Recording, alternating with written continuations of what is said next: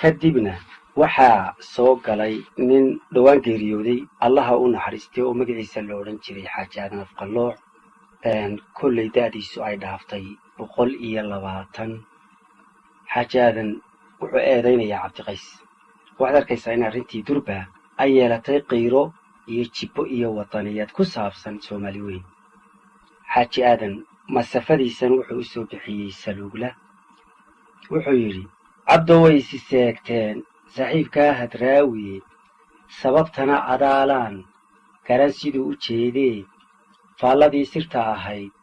si kale aad u fahantee, taladeenna siman baad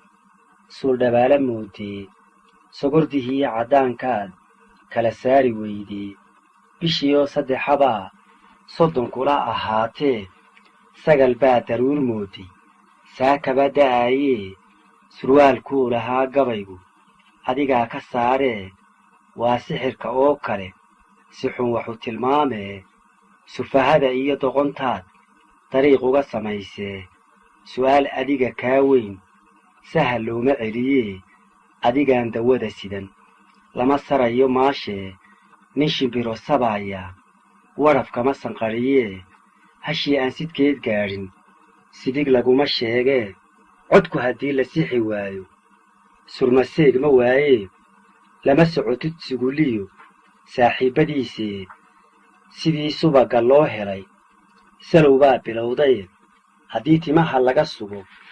madaxu saxar ma qariyee, saad u maqashay mooyee dhakadii baa la seemee, waa sixinta sharadkeeda soogto inay dhammaatee, saryankiiba waa halis sida maanta joogtee, ninkii culuqa sidaybaa sadbursiinya doonay, saxarlaay ha fududaan sidaad moodday maahee, sidida iyo heelladu waa wax kaa sokeeyee, sooyaanka aad tidhi marna samay ma waayine,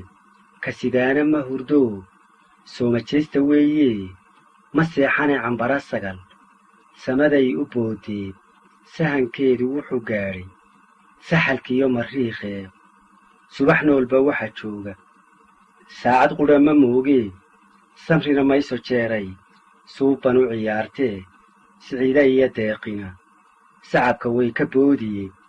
wuxuu soo sidaa odaygu waa siyaakhadoodii, siinka iyo saadkaad kala saari weydee, ninka soo socda ha celin sarbeeb weeye heestuye, wuu soo socdaa kowdhe waxna wuu sidaa labadhe, saxarlaay ha fududaan sidaad moodday maahee. xaaji aadanna halkaas ayuu heestiisii mariyey.